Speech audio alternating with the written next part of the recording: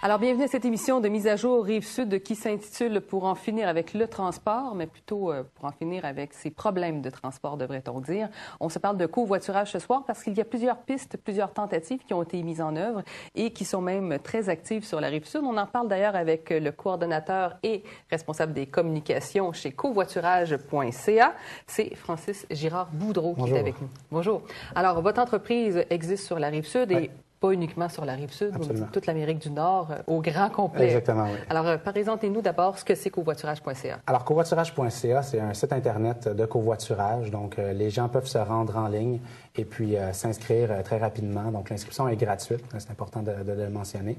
Ensuite de ça, les gens vont pouvoir publier un trajet, donc soit un trajet quotidien ou un trajet interurbain. Donc, ça peut être soit des gens qui vont au travail ou aux études ou des gens qui vont faire un long voyage, que ce soit à Vancouver, à New York. Vraiment, il n'y a pas de limitation géographique à ce niveau-là. Donc, ça, c'est quand on est un chauffeur, qu'on prévoit se rendre ou qu'on emprunte un trajet, on peut aller l'inscrire. J'imagine qu'il y a des cartes, on fait le trajet nous-mêmes sur la carte. En fait, tout simplement en entrant, par exemple, le code postal de départ et puis en entrant aussi soit le code postal de destination ou tout simplement une destination, par exemple, une ville. Le système peut le prendre en compte. Et puis, c'est vraiment un moteur de recherche qui va suggérer tous les trajets similaires. Donc, c'est pas seulement les conducteurs qui vont entrer leur trajet, mais aussi le passager qui veut faire un trajet en particulier. Par exemple, si je veux me rendre de Montréal à Québec, je peux aller publier un trajet en tant que passager qui recherche un conducteur. Et puis là, après ça, je vais pouvoir filtrer pour rechercher seulement parmi les conducteurs et puis ensuite pouvoir communiquer avec les personnes, donc les conducteurs avec qui je pourrais embarquer. Et la beauté de la chose, c'est que vous n'offrez pas, par exemple, qu'un trajet, disons, de la Rive-Sud vers Montréal, mais c'est vraiment de l'intra-banlieue aussi, de l'inter-municipalité, longue distance, courte distance, occasionnelle. C'est vraiment... Tout est possible. Exactement. Donc, il n'y a vraiment pas de limitation au niveau géographique, au niveau des possibilités du trajet. C'est pas seulement pour à l'intérieur d'une seule ville, à l'intérieur de Montréal. Ce qui fait la force, c'est vraiment la force du réseau. C'est vraiment de pouvoir le faire de l'interrégional partout, là, sans problème avec la plateforme covoiturage.ca.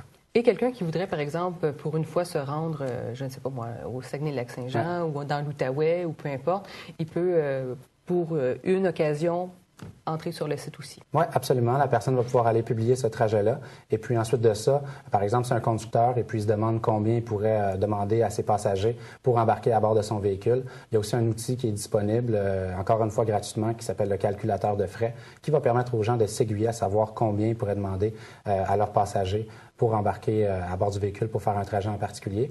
Et parce que nous, on ne s'ingère pas directement dans le partage des frais. Le service est vraiment gratuit là, à ce niveau-là pour les usagers. Donc, vous laissez les usagers entre eux, dans le fond, faire leur propre entente? Exactement. Ils vont s'entendre entre eux parce que, de toute façon, par exemple, si on parle de covoiturage quotidien, il y a beaucoup de personnes qui vont adopter la formule de partage de conduite, c'est-à-dire une conduite en alternance où une semaine, ça va être une personne qui va utiliser son véhicule et puis la semaine suivante, ça va être une autre personne. Donc, à ce niveau-là, il n'y aura tout simplement pas d'argent qui va être impliqué dans la transaction.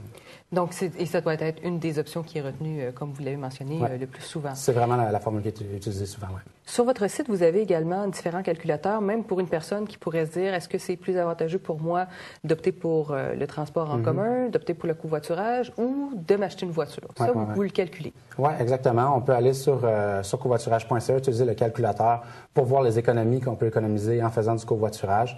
Alors, si on parle d'un exemple, si je prends une personne qui ferait 30 km aller-retour pour aller au travail, et ça toute l'année, en faisant du covoiturage à deux, cette personne-là va pouvoir économiser environ 2800 $ par année. Et puis, évidemment, plus il y a de personnes à bord, plus les économies vont être importantes. Donc, il y a vraiment des économies très importantes à faire. Quand on regarde le prix de l'essence qui ne cesse d'augmenter, le coût de la vie lui-même augmente. Donc, où est-ce qu'on peut faire des coupes? C'est vraiment dans le budget qu'on alloue au transport. Et ça représente une grosse portion du budget. Exactement. Donc, un 2800 $ à la fin de l'année, je pense que ça va paraître vraiment là, dans les poches d'une famille.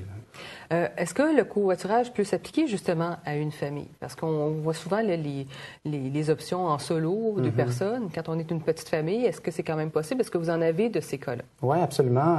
C'est sûr que le covoiturage, lorsqu'on va embarquer on va faire une entente avec différentes personnes pour pratiquer le covoiturage, souvent, il va falloir faire quelques compromis.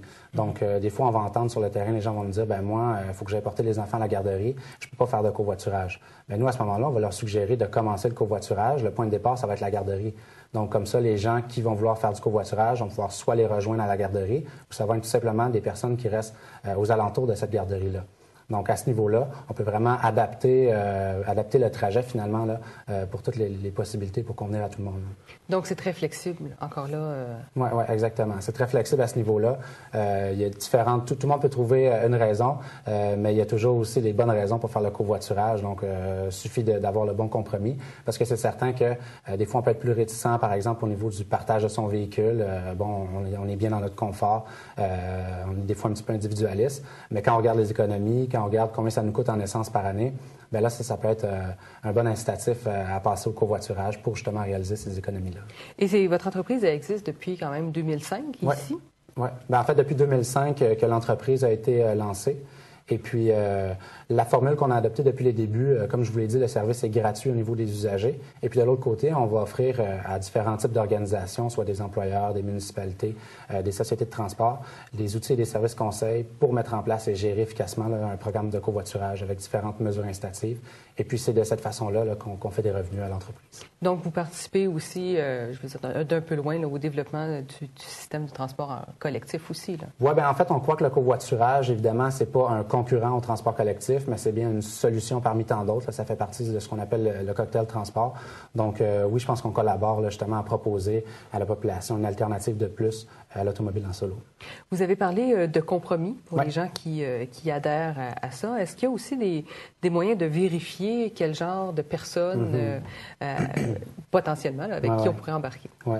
Il y a un système d'évaluation qui est disponible. Donc, ça donne l'occasion aux personnes, suite après avoir fait du covoiturage avec quelqu'un, de pouvoir aller noter cette personne-là sur différents critères. Et puis ensuite de ça, les autres usagers vont pouvoir consulter ces critères-là. Il y a aussi un haut niveau de confidentialité sur la plateforme qui permet aux gens de pouvoir s'échanger plusieurs messages avant d'en venir à une entente. Puis ça, c'est ce qui est intéressant, en fait, c'est que si, après 5-6 échanges, bien, les deux parties ne sont pas satisfaites de l'entente qui va avoir lieu, bien, les personnes peuvent tout simplement dire, bien, finalement, je vais laisser faire, je vais regarder pour... tenter une autre option. Exactement, puis la personne n'aura pas peur d'avoir, par exemple, représailles, puisque ça a toujours été anonyme. Donc, jusqu'à temps que la personne donne elle-même, par exemple, son numéro de téléphone, là, au cas où il y a un pépin, la personne, c'est vraiment une confidentialité totale à ce niveau-là. Vous dites que vous avez un peu plus de 61 000 usagers. Oui. Est-ce que c'est à peu près 61 000 usagers satisfaits de manière générale? Quels sont un peu les retours que vous avez? Au niveau des retours, les gens, souvent, ça va être au début, ils sont pas certains, ils disent « Ah, je sais pas, partager mon véhicule ». Mais dès qu'ils commencent à le faire, dès qu'on goûte au covoiturage finalement, ben là, ils sont en effet satisfaits. Et puis, souvent, ce qu'on voit, c'est par exemple qu'ils vont commencer en faisant du covoiturage au quotidien. Et puis après ça, bon, ils se disent, bon, j'ai un voyage à faire, par exemple, à Québec, de Montréal à Québec. Ben là, ils vont aller encore une fois utiliser covoiturage.ca. Donc là, ça va s'intégrer vraiment dans leur mode de vie. Et puis, ils vont pouvoir en faire la promotion eux-mêmes à leurs amis. Donc, ce qu'on voit, c'est vraiment au début, souvent, quelques réticences. On fait quelques compromis, puis ensuite de ça, on est vraiment satisfait. Encore une fois, avec des économies importantes, là, ça convainc souvent beaucoup de sceptiques. Et lorsqu'on entre sur le site, j'imagine, là, si on a un long trajet, on peut aussi voir toutes les offres disponibles? Oui. Avec les prix également, donc ça nous permet tout de suite de voir... En fait, nous, ce qui est intéressant sur la plateforme, c'est qu'on peut voir les offres et demandes de covoiturage en ligne sans avoir à s'inscrire tout de suite. Okay. C'est-à-dire que je peux tout de suite faire une recherche rapidement, inscrire mon code postal, ma destination, pour voir les trajets avec qui je pourrais me jumeler finalement. Je ne pourrais pas communiquer avec ces personnes-là. Je vais devoir m'inscrire avant, exactement. Mais quand même, ça me donne une idée. Parce que c'est sûr qu'un site qui serait fermé où on me demande de m'inscrire avant, bien là, la personne peut se dire, bien, je ne sais pas quel service qu'il va y avoir. Tandis que si je peux le voir avant de m'inscrire, bien là, il n'y a plus de raison. Après, si je vois qu'il y a 3-4 personnes qui font le même trajet que moi, bien là, c'est une autre bonne raison d'aller m'inscrire pour pouvoir aller trouver un partenaire de covoiturage. Alors, covoiturage.ca, on vous invite à aller faire un tour. Merci beaucoup. Merci beaucoup.